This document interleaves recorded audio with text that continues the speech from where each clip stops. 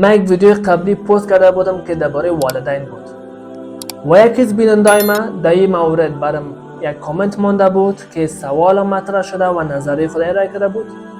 اولا که تشکر خاص از شما میکنم که سوال کردین و نظریه خود ارائه کردین و در مقابل از او ما ویدیو را ترتیب کردیم که اگر بتونم سوالتان حل بسازم و نظریاتتان براتون پس ارائه کنم. در مقابل از او ویدیو ما سر 5 موضوع بحث میکنم.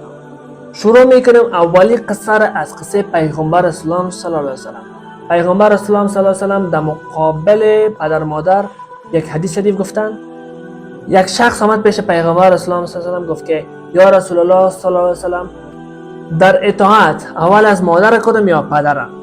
پیغمبر اسلام جواب داد مادر.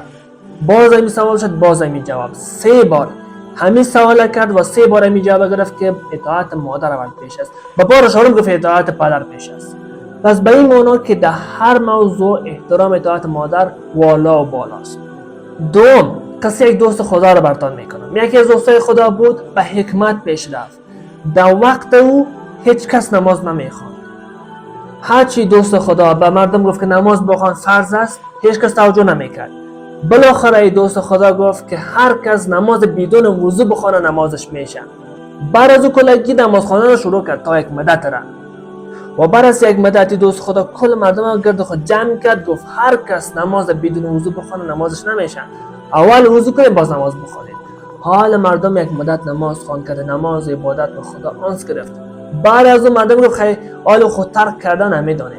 خیال ما میتونیم وضو کنیم بعد از نماز بخونیم، یعنی هم وضو شد و هم نماز. به حکمت پیش رفت.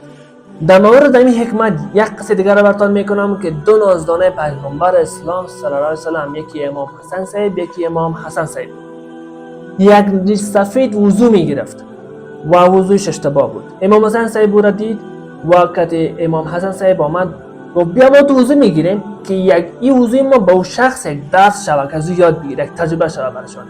امام حسین و حسن صاحب هر دویشان وضو میگرفت و غلطی که دیگر را میگرفت، یعنی غلطی را قسم میگرفت که به اون مرد پند شود. وضوشان ختم شد، سفید آمد پیش هر دویشان گفت که خیلی بینه شما که مرا نگفتین مستقیم که به احترامی نشه، ولی به من یاد دادین که طریقه درست وضو گرفتن چیست. از راه حکمت پیش رفت.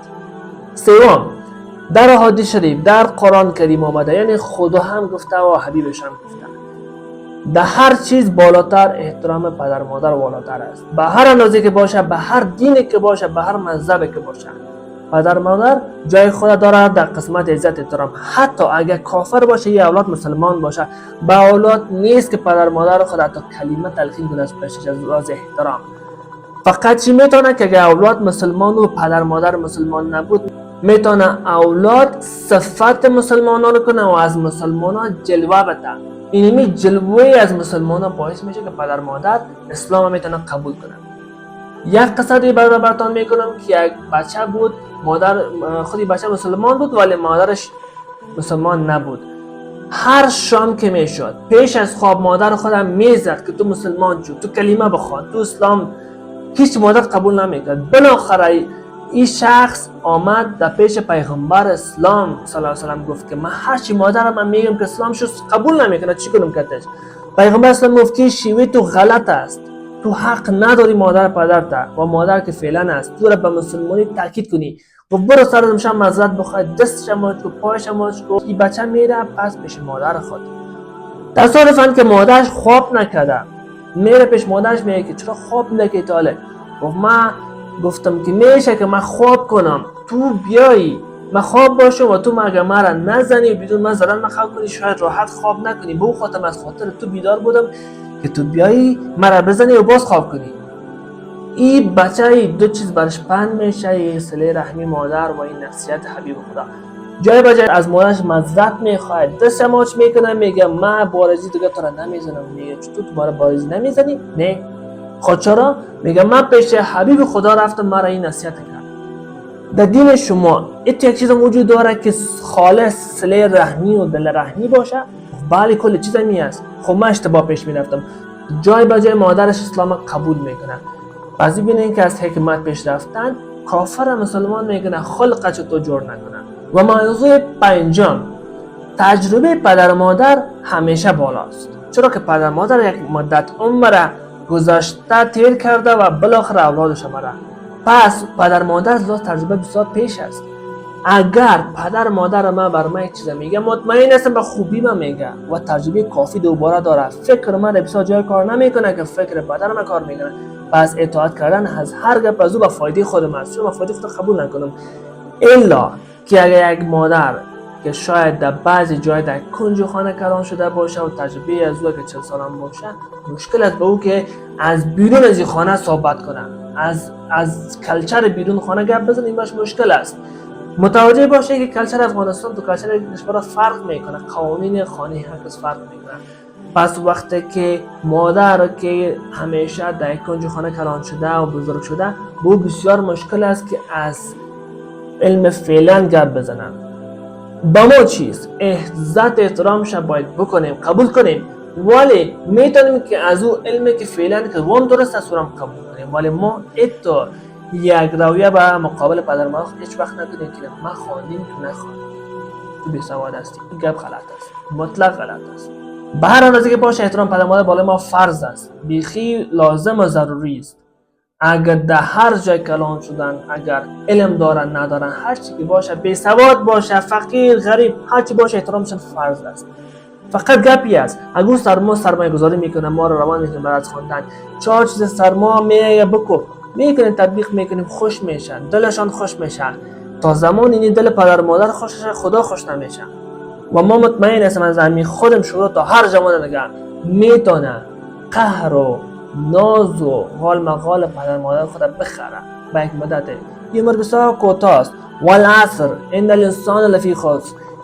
عمر انسان بسیار کوتاه زود گذر است. با این آیت ما باید متيقن باشیم که وقت ما با او مدت کم است که ما تو قدر عزت پدر مادر کردن نمیتونیم که ما حقش ادا کنیم. با هیچ عنوان نمیتونیم. با این خاطر وقت پدر مادر سر ما قهر میکنه، عصبانی میشه، میتونیم قبول کنیم، میتونیم بپذیریم. ولی یک خلایی که در بعضی شاید باشه، استثناءات است، در کل نمیگم، استثناءات است که اگر مادر سر اولاد خود احسان بشنه که ما تو را پیدا کردم، کلان کردم که صلاحیت ما دارن، اشتباه. کلان کرد همه گپا صحیح، ولی هر انسان از خود نفس داره، ضایع داره، باطن داره، شوق داره، ذوق داره. هر کس صلاحیت ذهن خود داره. هیچ کس نمیتونه باز تطبیق کنه که تو باید چاش این چیزا نخوری رو بخوری، بگذار که هرچی که خودش میخوره. پس عقل صلاحیت زندگی را هر کس خودش داره، هیچ کس دیگه نداره. این ما میتونیم به شکل حکمت، به شکل خوب و مقبول بشن بفهمانیم، نه به شکل نصیحت آمیز. به اولاد نیست که پدر مادر نصیحت کنه، ولی به شکل میتونیم بفهمانیم که پدر مادر کم نبکنه، اولاد چیز ما یاد میده. به شکل مثبت میتونیم ما به حکمت، به اشاره بفهمانیم. قصه دو نازانه پیغمبر هم به این خاطر کردم که حکمت پیش گرفت. از حکمت میتونیم کافر مسلمان کنیم، یک نفر بی‌نماز نماز بیارین، یک نفر که در غفلت باشه و در بیداری بیارین، در ذکر بیارین، یک نفر که بی‌سواد باشه در علم بیارین. هر کار به حکمت پیش برین، مطمئن باشه بو نتیجه میده. حق باطل یک جا روان باشه، حق پیروز میشه. حق که حکمت پیش برین. و متاسف هستم به بعضی کسایی که قصر اولاد خود فشار میاره که اولاد بالاخره از کل چیز دلش بد میشه تا میخواد خودکشی کنه، خود از بین ببره. او پدر مادر باید با اولاد خود او قدر سخت نگیره کل چیزا. دین آسان است، همه چیز آسان است. با آسانی باید پیش ببره، نه به سختی. هر چیز به حکمت با آسانی پیش بره، به مزایش پیش بره. تو نماز تعریف صحیح به مردم کنی، 5 وقت نماز به عشق میخونن، در غیر از اون یک وقت هم میخونن به جبر میخونن. نماز به جبر چی فایده؟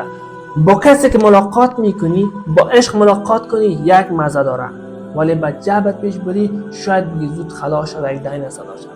پس به این خاطر هر پدر مادر این کارا باید بکنه که به اولاد خود به حکمت، به خوبی، به نرمش پیش بره. اگه میگه اینمی کار نکو، دوزی نکو، حکمت بگه، باش به خوبی بگه، نمیکن دوزی.